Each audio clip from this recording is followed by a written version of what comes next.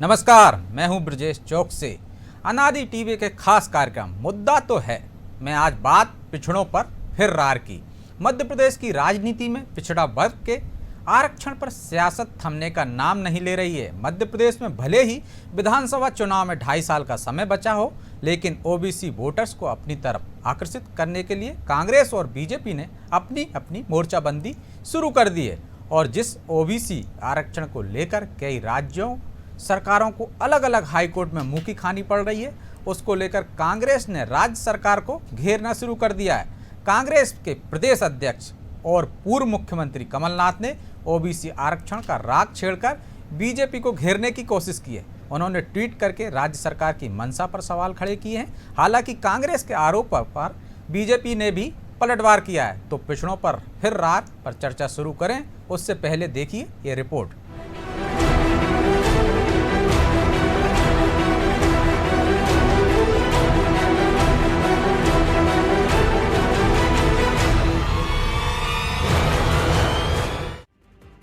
मध्य प्रदेश में एक बार फिर ओबीसी आरक्षण के मुद्दे पर जंग छिड़ती दिखाई दे रही है और ये मामला पूर्व मुख्यमंत्री कमलनाथ ने उठाया है। उन्होंने ट्वीट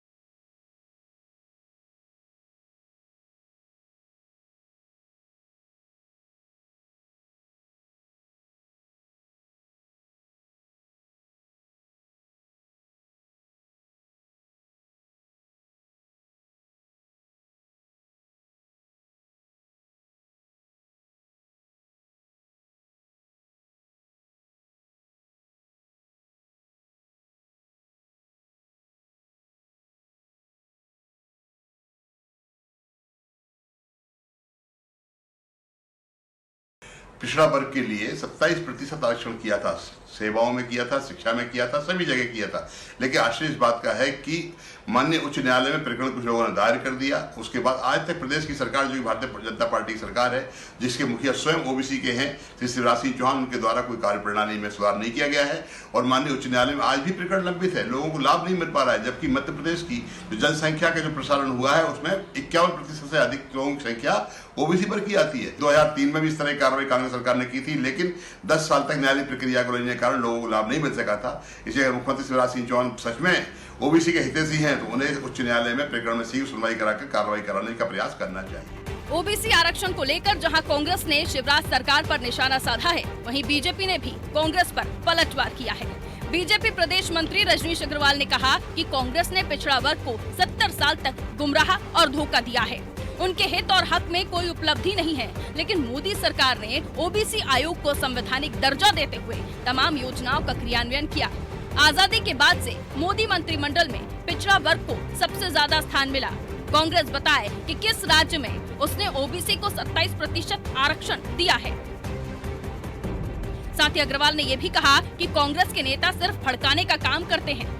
हमारी सरकार ओबीसी के हितों में काम कर रही है, हर जगह अपना पक्ष मजबूती से रखती है। कांग्रेस के नेताओं को सिर्फ ट्विटर पर राजनीति करनी आती है, उन्हें जमीनी हकीकत नहीं पता रहती। आजादी के बाद पहली बार काका कालेलकर कमेटी की सिफारिश मानते हुए पिछड़ा वर्ग आयोग को संवैधानिक दर्जा देना, उनके हक में और हित में कई योजनाओं का सफल क्रियान्वयन करना मोदी सरकार ने लगातार किया है। जरा कांग्रेस बताए किस राज्य में इन्होंने अपने शासनकाल में, जहां आज भी शासन में है, 27% आरक्षण ओबीसी को दे दिया। केवल लड़ाना, जाति से जाति को भिड़ाना और लोगों को गुमराह करना, यही इनका सगल है और यही इनकी फितरत है, जो केवल और केवल इसी तुष्टीकरण की राजनीति करते हैं। दरअसल इन्होंने कभी कहीं किसी तौर पर भी पिछड़े वर्ग का लाभ नहीं किया और यही कारण है कि पिछड़े वर्ग के सबसे ज्यादा सांसद, सबसे ज्यादा विधायक देश में भारतीय जनता पार्टी के हैं और आजादी के बाद में मोदी मंत्रिमंडल में सबसे ज्यादा ओबीसी वर्ग के मंत्री बनाने का काम भी भाजपा ने किया है। जाहिर है ओबीसी आरक्षण की सच्चाई कांग्रेस भी जानती है, लेकिन भैया वोटों की राजनीति का मामला है तो बयान देने में क्या हर्ज है। इसके लिए महाराष्ट्र का उदाहरण सामने है, जहां मराठा आरक्षण को लेकर सरकार की किरकिरी हो चुकी है और अब मध्य प्रदेश में ओबीसी आरक्षण को लेकर राजनीति जारी है, जबकि आरक्षण का मामला कोर्ट में अटका हुआ है। फिर भी कांग्रेस वाहवाही लूटने और ओबीसी वोटर्स को अपनी तरफ खींचने के लिए आरक्षण का मुद्दा उठा रही है। अब देखना होगा कि आरक्षण का मामला उठाने के बाद कांग्रेस को क्या फायदा मिलता है। ब्यूरो रिपोर्ट, अनादि टीवी।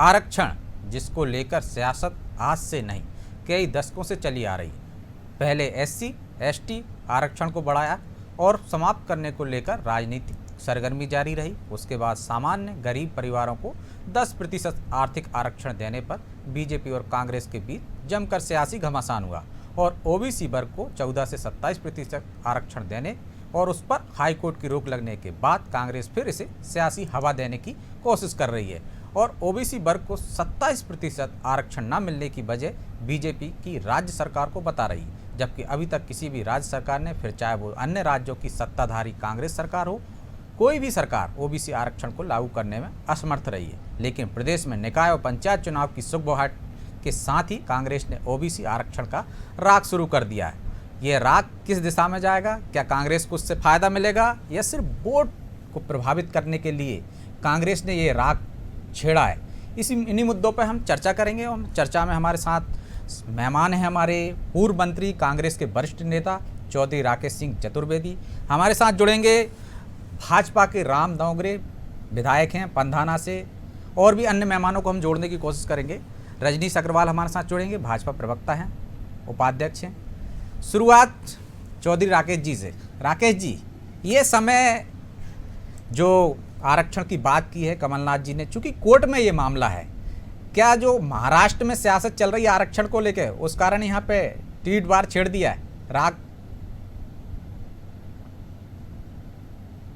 जी, ऐसा है कि आदरणीय कमलनाथ जी की तत्कालीन सरकार ने हिम्मत करके जी आरक्षण ओबीसी का बढ़ाया और वर्तमान सरकार जो आज शिवराज सिंह जी हैं मुख्यमंत्री, ये उसकी अदालत में सही तरीके से उनकी सरकार पैरवी नहीं कर पा रही। ये मुद्दा है, ये विषय ये, और विषय ये है कि इसलिए शिवराज सिंह जी ने आज तक कोई वक्तव्य नहीं दिया।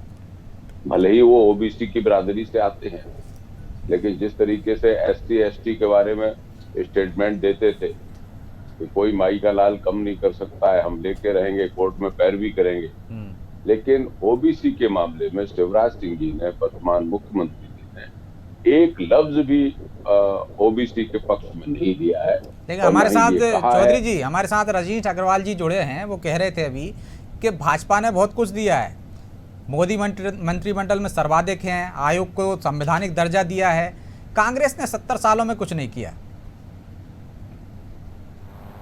हाँ, अगर वो स्टडी करें तो उनको समझ में आए।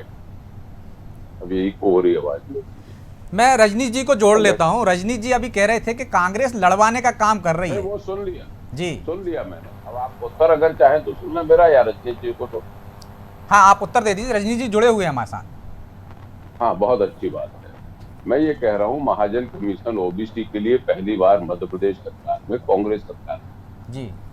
हाँ, ये बात सत्य है कि जो आयोग बना है ओबीसी का, वो माननीय श्री अभी वर्तमान में प्रधानमंत्री जी हैं मोदी जी, उनके कार्यकाल में ये घोषणा हुई है कि उसको आयोग का दर्जा दिया गया जी। लेकिन ओबीसी के प्रथम आरक्षण, ओबीसी के अन्य आरक्षण, ओबीसी के लिए अन्य, वो ये सारी कांग्रेस के समय ही शुरुआत हुई जी। और अगर कोई व्यक्ति ये कहता है कि क्या हुआ है, तो उसको इस बात पे समझना चाहिए कि मध्य प्रदेश में अलग-अलग सरकारें भी रही। समवित सरकार रही, मध्य प्रदेश में जनता पार्टी की सरकार रही, मध्य प्रदेश में आदरणीय सुंदरलाल पटवा जी के नेतृत्व में जब मैं विधायक था तब सरकार रही।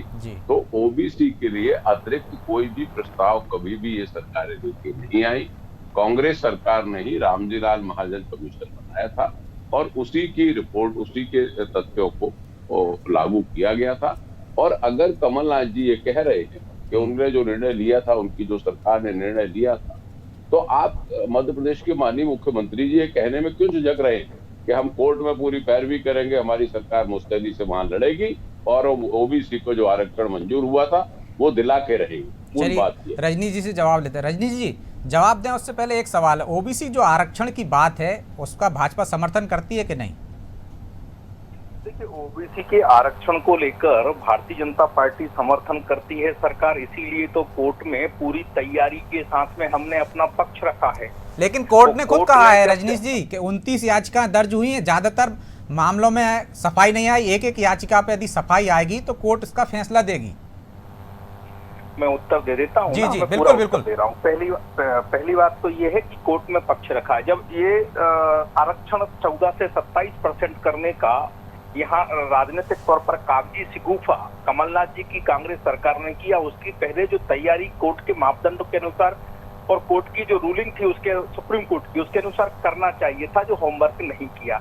होमवर्क नंबर 1 की पिछड़ा वर्ग की जनसंख्या, उसकी भागीदारी प्रशासन में कितनी, कर्मचारी अधिकारी ओबीसी के कितने, जो रिजर्वेशन के अलावा भी सामान्य वर्ग के माध्यम से चुने गए हैं, पहुंचे हैं अलग अलग श्रेणी में, वो कितने, कोई होमवर्क नहीं हुआ।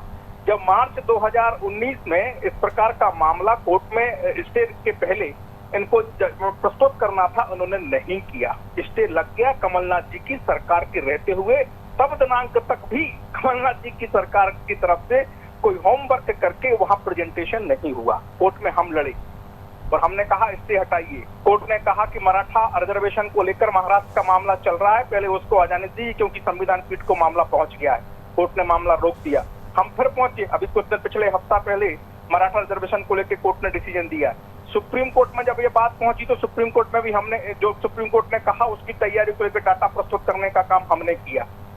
ये तो काम इनको करना चाहिए था, केवल कागजी शिगुफा। फिर महाराष्ट्र में तो आपको आंदोलन ही नहीं करना चाहिए था, आपके 12 विधायक सस्पेंड हो गए हैं सुप्रीम कोर्ट के आधार पे। तो जी, फिर महाराष्ट्र में जो आंदोलन नहीं करना चाहिए था, जो बोल रहे हैं आप आंदोलन के, मैंने कोर्ट के नहीं ब्रजेश जी, मैंने अभी मराठा आंदोलन की बात केवल कोर्ट के कहे अनुसार जिक्र किया है। मराठा आंदोलन पे हम चर्चा कर लेंगे अभी जी।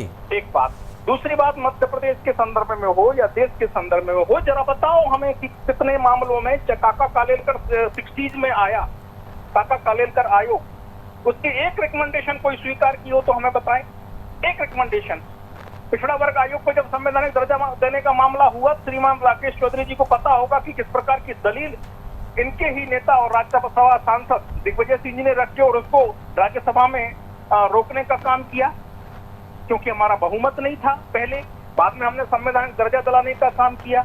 ओबीसी को संवैधानिक दर्जा दिलाने से लेकर तमाम उसको जो जरूरतमंद लोग हैं, जरूरतमंद जातियां हैं, उपजातियां हैं, उनको योजनाओं में भागीदारी देने का काम, MBC most backward class define करके उसको फायदा देने का काम, चाहे वो तमाम प्रकार की योजनाएं जो चलती हैं एससी एसटी वर्गों को जिनका लाभ होता है, लेकिन जो अति पिछड़ा वर्ग है उसको लाभ नहीं होता, वो भी डिफाइन करने का काम हमने किया। और अब जो आरक्षण वाला विषय है, ये केवल कागजी शिगुफा था। अगर नहीं था तो बताओ क्या जनसंख्या के मामले में और जो शासन में भागीदारी के मामले में इसके आंकड़े प्रस्तुत क्यों नहीं किए गए? और स्टे जब आया तो स्टे को लेकर क्यों गवर्नमेंट ने हमने प्रेजेंटेशन नहीं दिया? चौधरी जी और ये आंकड़े क्यों प्रस्तुत नहीं की गए? दूसरा, छत्तीसगढ़ में भी आपकी सरकार ने, कांग्रेस की सरकार है, वहाँ कोशिश की थी, लेकिन कोर्ट ने 27% के आरक्षण की जो घोषणा की थी बघेल जी ने, उस पर रोक लगा दी। फिर यहाँ क्यों वो राग छेड़ना है? क्या ये चुनावी फायदा उठाने के लिए सिर्फ एक टाइमिंग का गेम है, या महाराष्ट्र में जो चल रहा है आरक्षण को लेके उसके कारण आपने ये राग छेड़ा है जिसका कोई नतीजा नहीं निकलने वाला? अभी मामला कोर्ट में है। नहीं, यहाँ बैठ के हम अगर ये कह दें कि मामला कोर्ट में नतीजा निकलने वाला नहीं है तो हम कोर्ट पे अविश्वास, जब तक निराकरण नहीं हो जाए तब तक हमें माननीय न्यायालय का सम्मान करना चाहिए और निर्णय की प्रतीक्षा करनी। जहां तक बात कर रहे हैं, मैं तो सिर्फ एक बात पूछना चाह रहा हूँ रजनीश भाई से, हमारे विद्वान भाई, मैं एक बात पूछना चाह रहा हूँ, मध्य प्रदेश के वर्तमान मुख्यमंत्री किस बात से दबे हुए हैं? इनकी आइडियोलॉजी में कौन लोग इनको दबाए हुए हैं जो ओबीसी के बारे में शिवराज सिंह जी एक लफ्ज कभी टीवी पे कहते हुए नहीं सुना है मैंने कि ये कहें कि मैं लड़ाई लड़ूंगा सुप्रीम कोर्ट में, मैं लड़ाई लड़ूंगा इनके 27% के आरक्षण की पिछड़ों की और मैं इसमें जीत के आऊंगा। कभी विल पावर नहीं दिखा पिछड़ों के लिए, कभी इनकी जीविका नहीं दिखी कि ये कभी कह दे टीवी पे आके या किसी भी स्टेटमेंट। मैं प्रश्न यहाँ कर रहा हूँ कि इनकी आइडियोलॉजी में नहीं है, पिछड़े वर्ग को इनके जो लोग हैं जो इसको चलाते हैं वो इन पे हावी है। शिवराज सिंह जी एक लफ्ज नहीं कह पा रहे, एक बार आके कहें कि मैं 27% ओबीसी आरक्षण के लिए कोर्ट में मुस्तैदी से लड़ाई लड़ूंगा और जीत के आऊंगा। ये विश्वास को अर्जित करें, बोले। उत्तर ले लेना ब्रजेश जी। जी रजनी जी, मुझे लगता है कि मैं बहुत विनम्रता से निवेदन करूंगा चौधरी राकेश सिंह जी तो वो सोशल मीडिया में उनके बयान, उनका वीडियो, उनका टेक्स्ट डला हुआ है केवल इसी बारे में, तो मुझे लगता है आसानी से आप देख सकते हैं। जो आप बात कर रहे हैं क्यों नहीं कहते, तो उसका उत्तर आपको मिल जाएगा। तो एक दफा नहीं, कई दफे ये बात कही जा चुकी है, इसमें कहीं कोई संदेह का कारण नहीं है। मैं तो अभी की ताजा बात कर रहा हूँ, सोशल मीडिया पर मौजूद है, उन्हीं के अकाउंट पर मौजूद है। राकेश जी वो तो कह रहे हैं, जब पार्टी भाजपा के प्रदेश मंत्री कह रहे हैं तो हम तो यही मानते हैं कि सरकार भी कह रही हो। जब वो कह रहे हैं कि सोशल मीडिया पे है, डोमेन में, पब्लिक डोमेन में पड़ा है, तो मान ली जाना चाहिए कि हाँ सरकार प्रयासरत है। कहाँ कमी दिख रही है आपको? मैं सोशल मीडिया पे भी नहीं देखना चाहता हूँ और न ही पार्टी के किसी नेता का वक्तव्य सुनना चाहता हूँ। मैं यही कह रहा हूँ कि पार्टी के आइडियोलॉजी माननीय शिवराज सिंह चौहान को 27% पिछड़े वर्ग के आरक्षण के लिए कुछ भी बोलने से दबाव बनाई, और मुख्यमंत्री अगर दबाव में नहीं है तो एक बार आके वो कहे ये कि मैं पिछड़े वर्ग के 27% आरक्षण जो माननीय कमलनाथ जी के समय निर्णय लिया गया था उसकी पूरी कानूनी लड़ाई लड़ूंगा और मध्य प्रदेश के पिछड़े वर्ग के लोगों को 27% आरक्षण दिला के रहूंगा, जिसके वो वाजिब हकदार हैं, जो माननीय कमलनाथ जी ने जो निर्णय किया है उनके।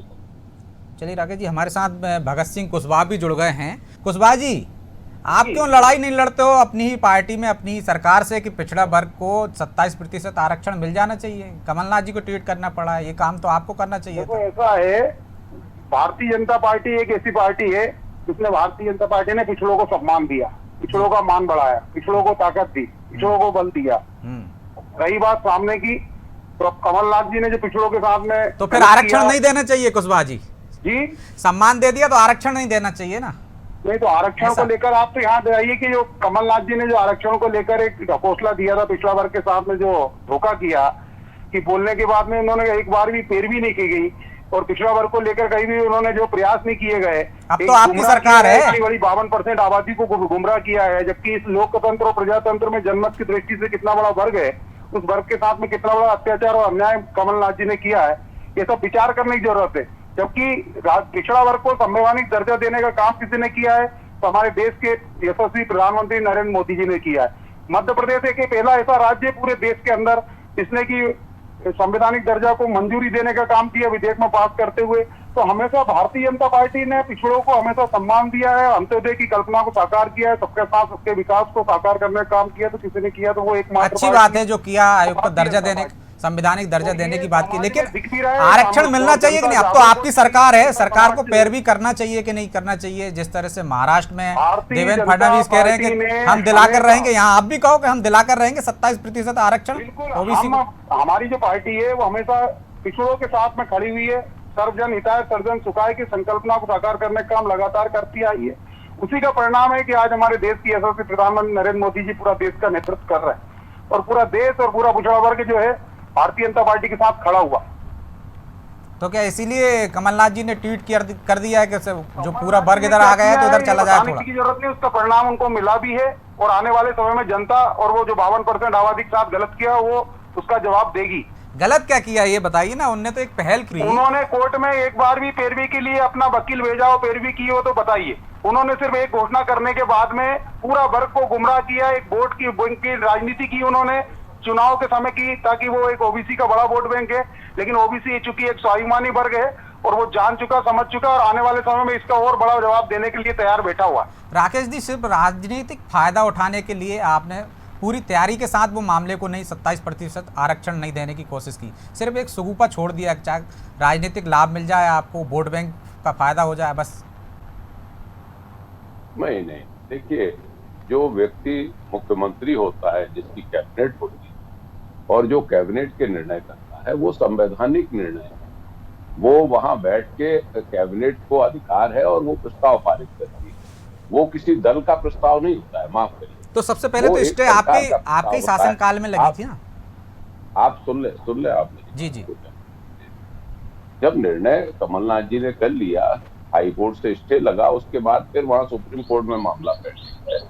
हम ये कहना चाहते हैं कि अगर ये लोग अगर चाहते हैं आज, तो इनको स्टेटमेंट देना चाहिए, उनको ये कहना चाहिए कि हम पिछड़ों को 27% आरक्षण जो पिछली सरकार ने निर्णय किया था, उसके लिए हम लड़ाई लड़ेंगे सुप्रीम कोर्ट में, उसके लिए बात करेंगे। आज तक माननीय मुख्यमंत्री जी वो क्यों नहीं कर पा रहे? मैं ये समझ रहा हूँ उनके ऊपर किन लोगों का दबाव है कि पिछड़े वर्ग की पैरवी शिवराज सिंह जी नहीं कर पा रहे। और अगर वो पैरवी सही से करते, जैसे उन्होंने SC/ST की पैरवी की सर्विस में आरक्षण के लिए, ऐसे ही ये पिछड़े वर्ग की 27% की पैरवी माननीय शिवराज सिंह जी टेलीविजन पे मंत्री परिषद में क्यों नहीं कर पा रहे? क्यों नहीं कह रहे हैं कि मैं इसको लागू करवा के रहूंगा, मैं इसकी पूरी ईमानदारी से लड़ाई करूंगा? कांग्रेस ने, मैं वोट बैंक की बात नहीं कर रहा हूं, अगर कोई इशू दिया है, अगर कोई निर्णय लिया है तो ओबीसी के पक्ष में दिया है।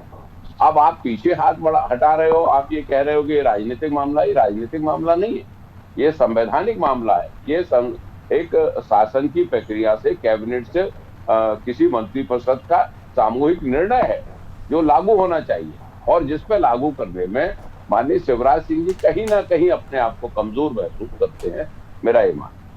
रजनीश जी, क्या शिवराज जी कमजोर महसूस कर रहे हैं अपने आप को? और कोर्ट में पैरवी सही से क्यों नहीं करना चाहिए? सही से पैरवी करो, कहो कि हम इतने समय में आरक्षण लागू कर देंगे। क्या श्रेय लेने का डर है कि कहीं कांग्रेस श्रेय ना ले जाए?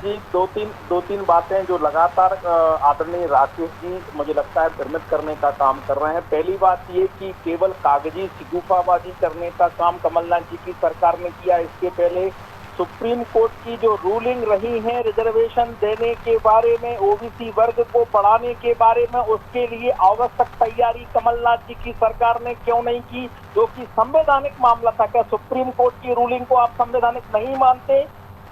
क्या सुप्रीम कोर्ट की रूलिंग के अनुसार इनको ओबीसी की जनसंख्या और ओबीसी की शासन सत्ता में भागीदारी, प्रशासनिक तौर पर भागीदारी, उसका पूरा आकलन करके रिपोर्ट तैयार करके उसके आधार पर पूरे होमवर्क करके क्या रिजर्वेशन की तरफ नहीं बढ़ना चाहिए था? एक। दूसरा, आपने हाई कोर्ट में पैरवी क्यों नहीं की? अपना पक्ष कांग्रेस ने क्यों नहीं रखा? आपके ही शासनकाल में हाई कोर्ट में स्टे आया और पूरा का पूरा मामला रुक गया। क्या केवल मात्र चुनावी कागजी शिगुफा मात्र नहीं था? इससे सिद्ध होता है। दूसरी बात, हमने लड़ाई लड़ी पिछड़ा वर्ग के आरक्षण की 27%। आप कह रहे हैं कि शिवराज जी बोल नहीं रहे, मैं कह रहा हूँ शिवराज जी वीडियो में बोल रहे हैं, टेक्स्ट में बोल रहे हैं, तो शिवराज जी सबको दिख रहे हैं बोलते हुए, सोशल मीडिया में लिखते हुए। तो मुझे लगता है अगर आप उसको इग्नोर करें, वो आपकी मर्जी, आपकी इच्छा, लेकिन ये सबके सामने। और जब कोर्ट में मामला है तो सुप्रीम कोर्ट में शिवराज सरकार का वकील लड़ रहा है, आंकड़े प्रस्तुत किए हैं, और आंकड़े प्रस्तुत करने के बाद जो जरूरतमंद आंकड़े थे, आने वाले समय में निश्चित तौर पर सफलता मिलेगी। लेकिन आपने 70 सालों में केवल ओबीसी वर्ग को धोखा दिया। रजनीश जी जवाब देना चाह रहे हैं चौधरी जी। चौधरी जी जवाब दें आप। उससे पहले मेरा भी एक सवाल है कि जब सुप्रीम कोर्ट ने एक गाइडलाइन बना दी, एक रूलिंग बना दी है कि 50% से ज्यादा आरक्षण नहीं दे सकते, उस कोटे को हम मध्य प्रदेश में पूरा कर रहे हैं, 50% आरक्षण दे रहे हैं, तो फिर आप कैसे देते हो आरक्षण? क्या उस आरक्षण में कटौती करते क्या, या वाकई में सियासी सुगुफा था? ये रजनीश भाई के जो दर्द निकल के आए, जो अभी इन्होंने कहा कि इन्होंने स्टडी नहीं की, तैयारी नहीं की और आरक्षण दे दिया, सुप्रीम कोर्ट में पैरवी ठीक, ये वास्तविक दर्द निकल के आए। देखिए, अदालतें बनी है इसके लिए कि निर्णय करें, उस पर विचार करें क्या सही क्या गलत है। लेकिन ये बात का इल्म सबको है कि 50% से ज्यादा आरक्षण नहीं हो सकता है। लेकिन ओबीसी कैटेगरी को उस 50% में 27% आरक्षण देने का निर्णय ये माननीय कमलनाथ जी की सरकार ने किया। और ये जो रजनीश भाई का दर्द बार बार निकल के आ रहा है, इन्होंने स्टडी नहीं की, इन्होंने सुप्रीम कोर्ट की रूलिंग नहीं पढ़ी कि 50% से ज्यादा आरक्षण नहीं हो सकता। तमिलनाडु ने तो दे दिया था जयललिता के टाइम पर। जी हाँ 50% का तो बात ही नहीं किया। मैं ये कह रहा हूँ कि अदालत अगर ये कह देगी कि 50% से ज्यादा नहीं हो सकता है, तो क्या राज्य सरकारें मंत्रिमंडल की बैठकें नहीं करेगी, निर्णय नहीं करेगी?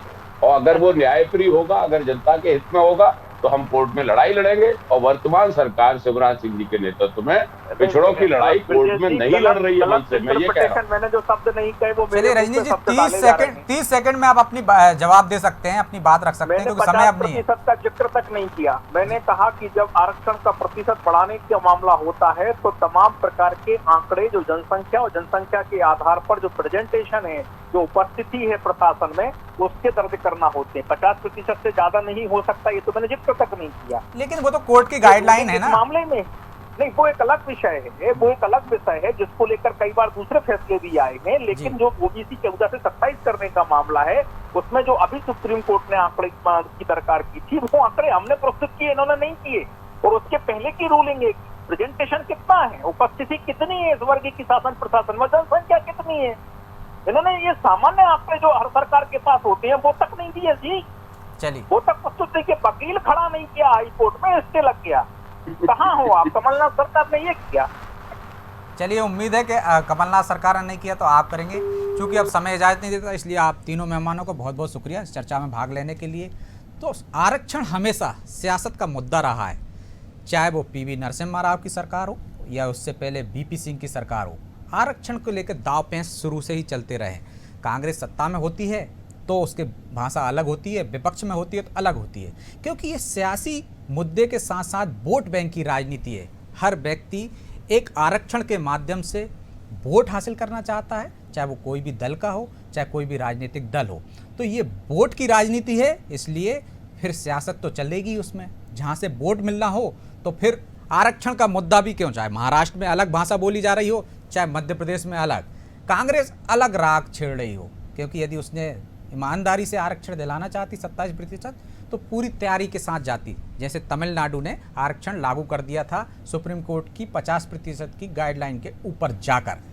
तो सियासत है, इस सियासत में फायदे की राजनीति देखी जाती है। तो पिछड़ों पर फिर रार है। अब ये किसको फायदा पहुंचाएगी, कांग्रेस को या भाजपा को, और किसको नुकसान पहुंचाएगी, ये आगे देखने की बात होगी। मुद्दा तो है। इसमें आज इतना ही। मुझे दीजिए इजाजत और आप देखते रहिए अनादि टीवी। नमस्कार।